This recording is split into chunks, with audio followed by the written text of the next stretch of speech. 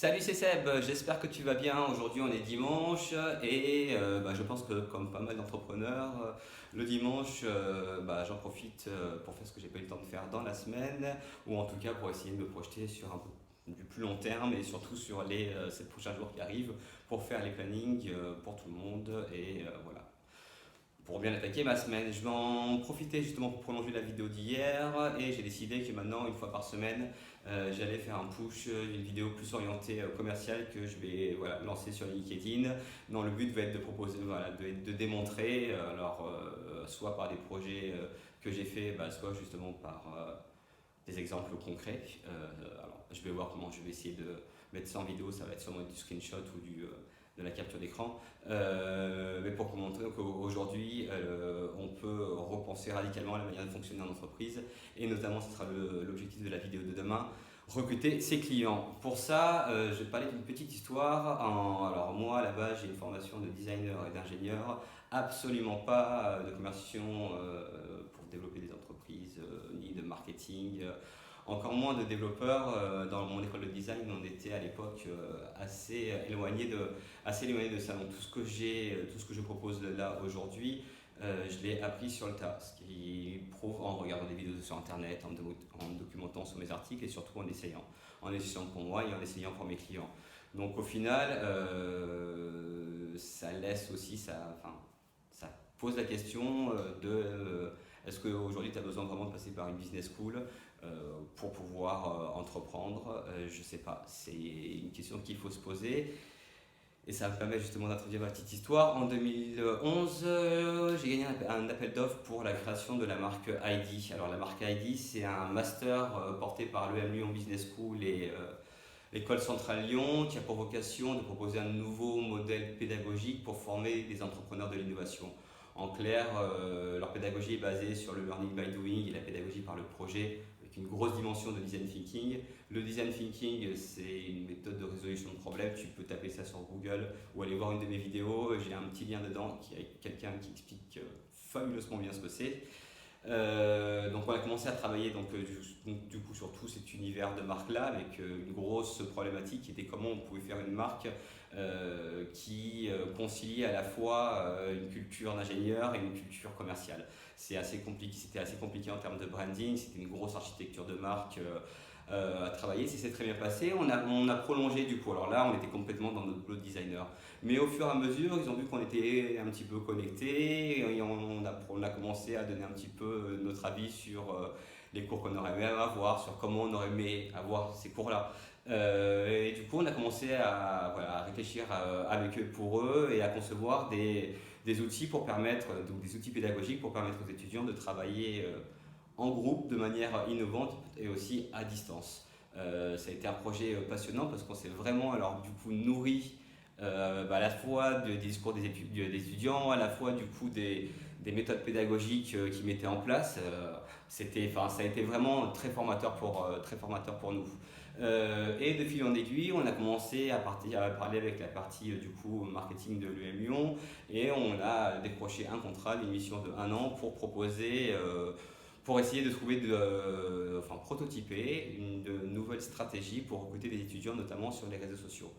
Alors un projet passionnant qui laisse, alors on a énormément appris sur ce projet-là, je pense que je ferai une vidéo dessus parce qu'il y a aussi, ça attaque pas mal de thématiques, notamment sur la collaboration entre une petite structure et une grosse structure, notamment sur la citation à la baleine, le plancton de Descos Gossip avec la baleine.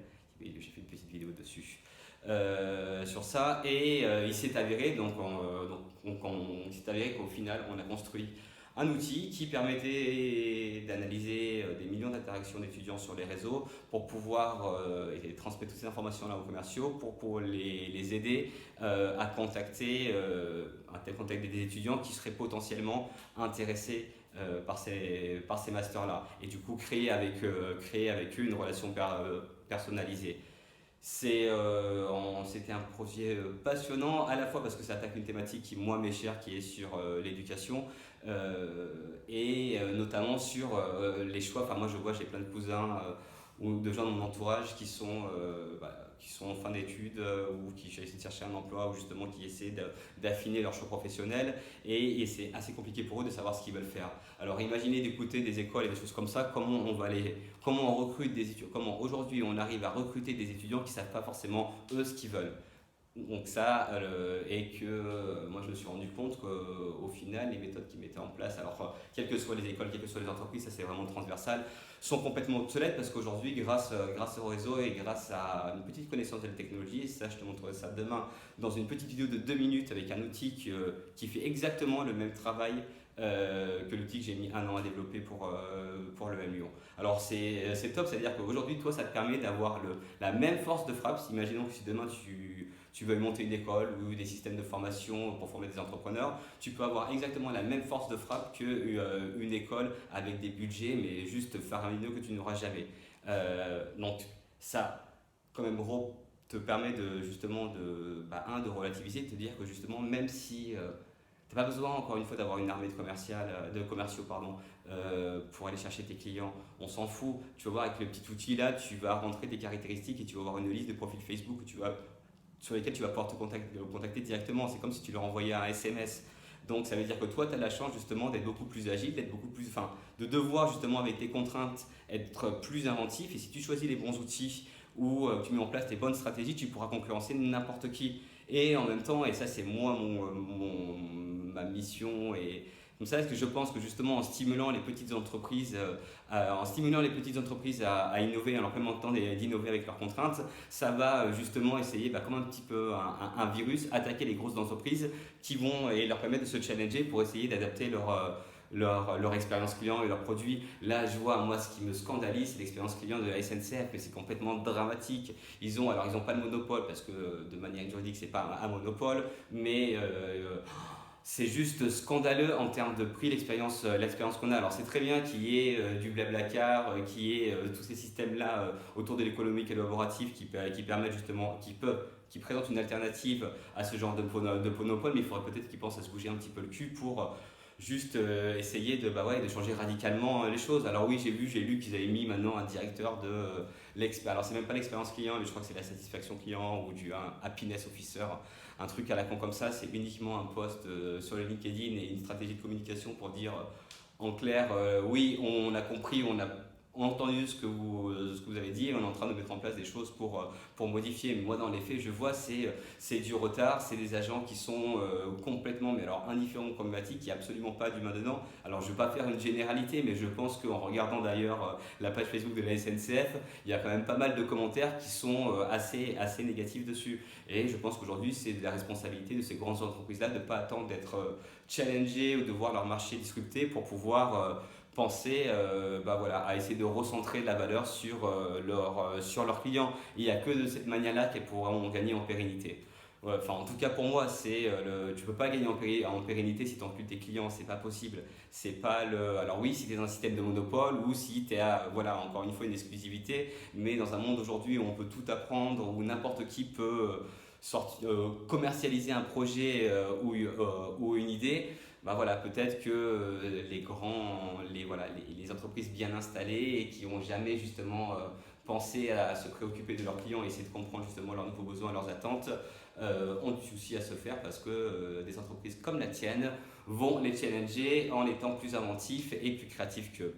Voilà, donc la vidéo de demain, tu verras, ça sera beaucoup plus court. Et alors là, on va vraiment rentrer dans de la pratique. Ça va être justement comment sourcer avec un petit outil en moins de 2 minutes des centaines de profils sur Facebook correspondant à des critères bien déterminés. Des jeunes femmes de moins de 25 ans habitant sur Aix, par exemple, et préoccupées par leur poids. On va pouvoir aller chercher tous les directeurs marketing de France. Si tu as un produit dans le B2B que tu veux aller leur vendre dessus, en un clic, tu peux leur envoyer un message. Ça veut dire que sur leur téléphone, c'est exactement comme s'ils recevaient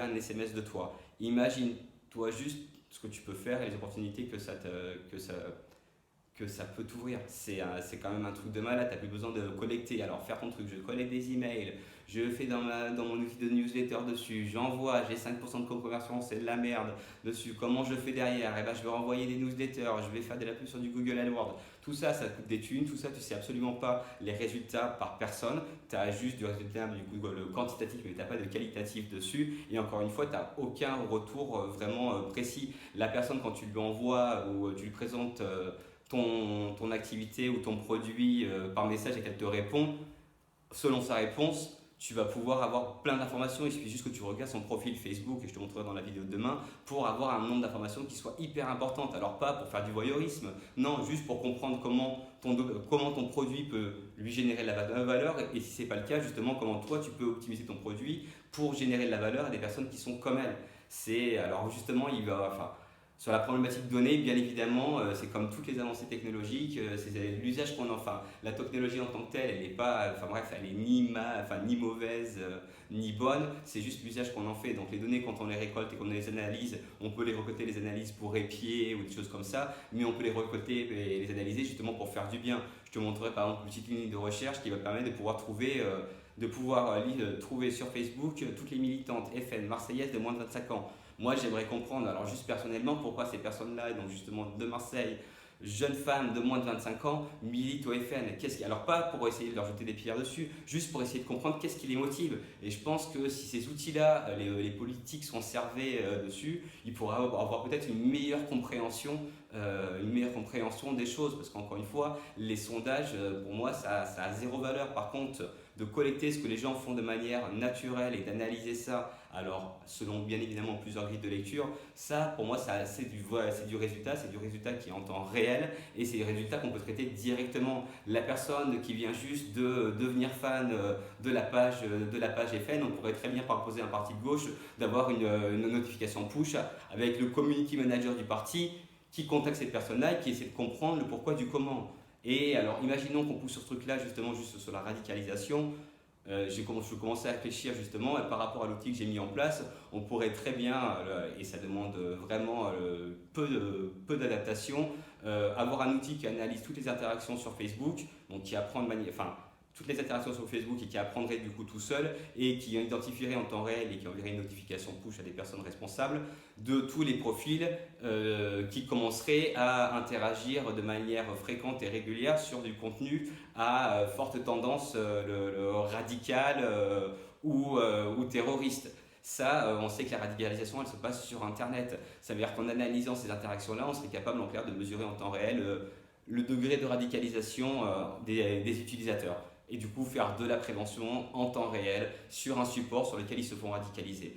Encore une fois, je pense que la technologie, ça peut être un super bon levier pour avoir des résultats différents. Après, il faut savoir, encore une fois, comment s'en servir et surtout changer de posture et de se dire, bon, ok, la technologie, c'est pas forcément méchant, c'est ce que j'en fais qui est important. Ce que je fais, je dois le faire justement pour générer un maximum de valeur positive pour les gens qui utilisent mon service. Et après, c'est un cercle vertueux. Mais il faut arrêter de se cacher derrière, oui, j'ai pas fait les études pour, j'ai pas le budget, j'ai pas le budget pour, j'ai pas les ressources pour. Encore une fois, Internet, la nouvelle technologie, les gens, tout ça permettent aujourd'hui de mettre en place des idées, prototyper des idées de manière rapidement et vraiment sans énormément de ressources. Mais vraiment, c'est pas le. Regarde des sites comme Code Canyon, ou regarde tout ce que tu peux faire avec WordPress. Regarde avec WordPress, encore une fois, tu peux avoir le même modèle que Airbnb, donc tout le business model, la plateforme, avec rien à faire, tu as juste ton logo à mettre pour 67$. Après, ta problématique à toi, c'est juste de générer du trafic sur ton site et avoir des utilisateurs qui s'inscrivent de manière équitable côté logement, côté offre et côté demande. Mais au final, avec 67$, tu peux le faire, avec 67$, tu les as. Donc voilà, en tout cas, le but de toutes les prochaines vidéos, ça va être justement de montrer des exemples concrets et de déconstruire certaines croyances. Alors installées de manière volontaire ou pas, et je pense que voilà, beaucoup d'agences de communication et de marketing ont contribué justement à cette perception client assez négative de oui, vous êtes des vendeurs de tapis, on n'est pas magicien, vous dites que vous êtes magicien, vous allez avoir des résultats, vous avez la science infuse, ceci, cela. Non, absolument pas. Je pense encore une fois, c'est comme les opticiens, je travaille avec des opticiens et Beaucoup d'opticiens sont pendant longtemps voilà, fait de l'argent sur le dos des mutuelles de l'État et sur notre dos du coup. Et aujourd'hui, ils ont une perception, la perception de la profession est complètement négative. Donc il va falloir justement déconstruire les croyances, qui est certains exemples qui montrent que voilà, tout le monde n'est pas pareil et qu'en tout cas, il y a des nouveaux acteurs qui ont envie de se différencier. Voilà, vidéo encore un petit peu longue, mais voilà, je vais faire plus court la prochaine fois. Je te dis donc à demain parce que là, ça va être de l'opérationnel et je vais te montrer que tu peux prospecter 100 clients par jour facilement sans rien faire et du coup challenger tous tes concurrents, quels qu'ils soient et quel que soit leur budget et le nombre de personnes qu'ils emploient. Je te dis donc à demain et bonne soirée. Salut!